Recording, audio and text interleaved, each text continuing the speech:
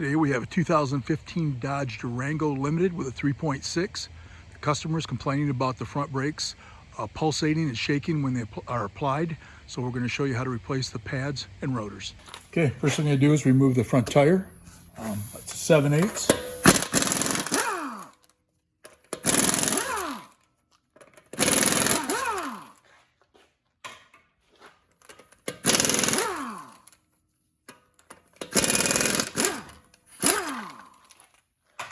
I like to turn it like this so it's easier to get at it. It's got these little protectors on the back, keep moisture out, dirt, whatever. You just pop those out with a screwdriver or your fingers. And on the back there, it's got two 10mm Allens holding it in. That's what it looks like in case you got to get one. It's a 10 Allen. Okay. Make sure it's in the right direction. And it's going to be the same thing on the bottom, but you can see this one easier. So just break it loose. You can see it spinning right here. Sometimes you can put a screwdriver back there to help push it out, but this seems to be coming good, so it's not too rusted.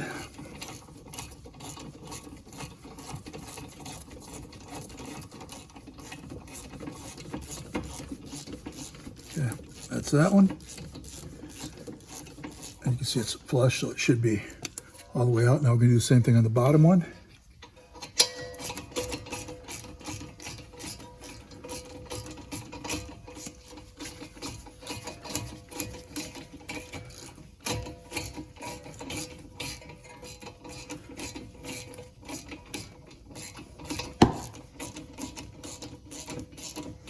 Okay, once it's flush like that, you should be able to push it back with a screwdriver.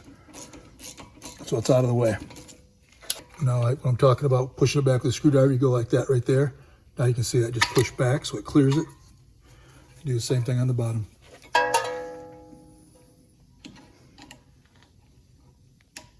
Just like that. Okay, this right here, you just got to pull this off. It's like an anti-rattle. It's got a lot of tension on it. You can just get a screwdriver and pry it. If you buy a good set of pads, they're going to send new ones with it anyway, so you want to check on that first. But the idea is just to get this off. Okay, once you get that off, now you can wiggle it off like that. And just set it up on top. You want to make sure that these are sliding good, which they are. We're going to lube them up good. And this has got a dual piston on it, so we're going to have to push that back. I'm going to leave that in there so I can push against it. And we take this one off, and you take note where your squeaker is. These pads aren't terrible, but the thing is the rotors are warped, so it's pulsating when they're stopping, so they wanted to replace both. We're going to want to push this back flush. Make sure this is going back nice and smooth like that. That means there's nothing wrong with the caliper. Or if you're applying your brakes when you're driving a car and it's pulling left or right, maybe your caliper isn't working good or your slide pins are sticking. But it should be nice and even when you apply the brakes. Shouldn't pull left or right. Okay, once it's cranked all the way back like that, you release it and you pull this off. And you can see how that is nice and flush right there. So it's ready to go back on when you put the new brakes in. Once I push the pistons back, I like to put a little hanger right here. I don't know if you can see it or not. That little hanger right there. Hook it up there so it's just out of my way. You don't want it to dangle by your hose because that can wreck that rubber hose like that. So I just put it out of the way with no pressure on it. Okay, next thing we're going to move is these 21s for the caliper bracket.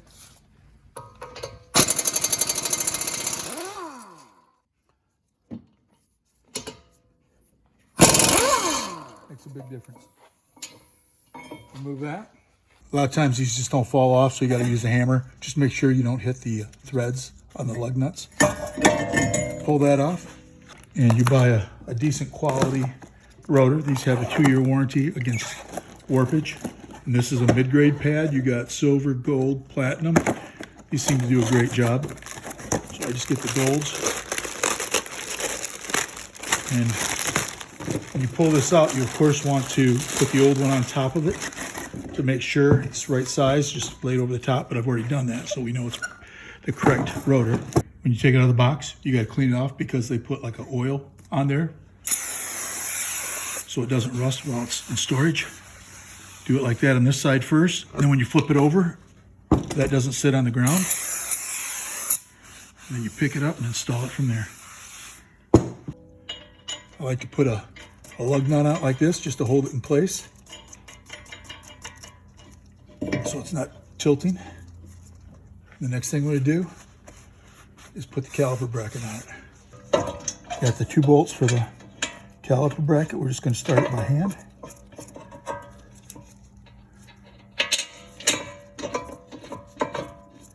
Once they're started like that, we're going to take the impact and finish it off.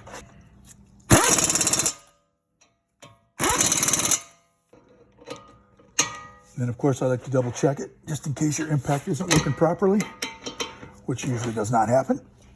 Tighten up. I like to put on the disc brake quiet, which helps prevent squeaks.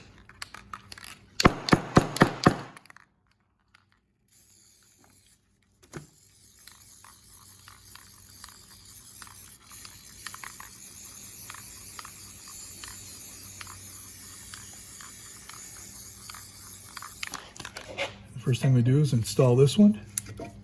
It just clips in like that. The second one, you just slide in like that. I like to put plenty of grease in there. You can get it from both sides on this one. We'll also put it on the pin. Put a lot of grease in there so it avoids any sticking, so your pads last as long as possible. Now we're going to slide the pin in, but before you do that, of course, you grease it up. Both of them really good, the same. And push it just where it's flush there.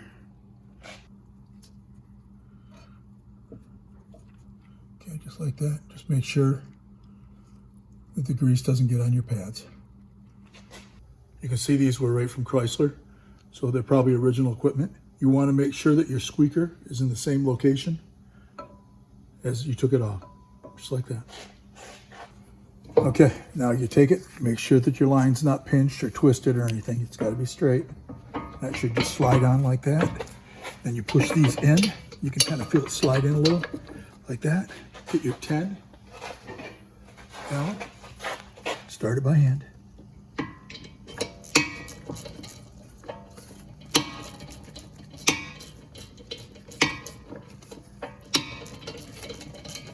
And you can tell it's going in. Takes a minute. Okay, same thing on the bottom. Okay, just tighten it up. Double check the top.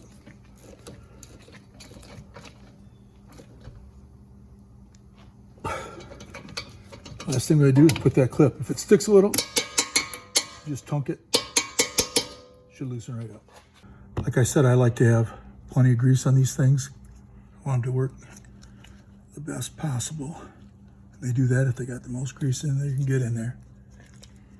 And then I put the clip back in it. Keep out any foreign debris. And last thing we put on is the retaining clip.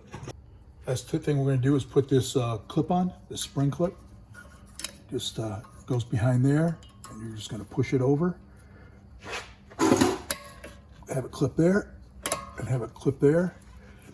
So it's behind these two, and it's clipped in there, and I like to take a hammer and just tunk it down to make sure it's in place. So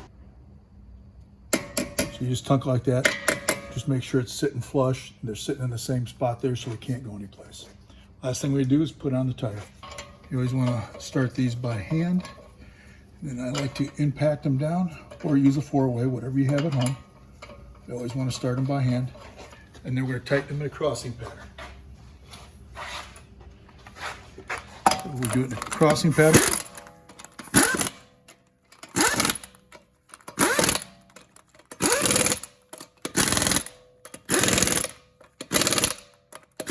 One more time around to check.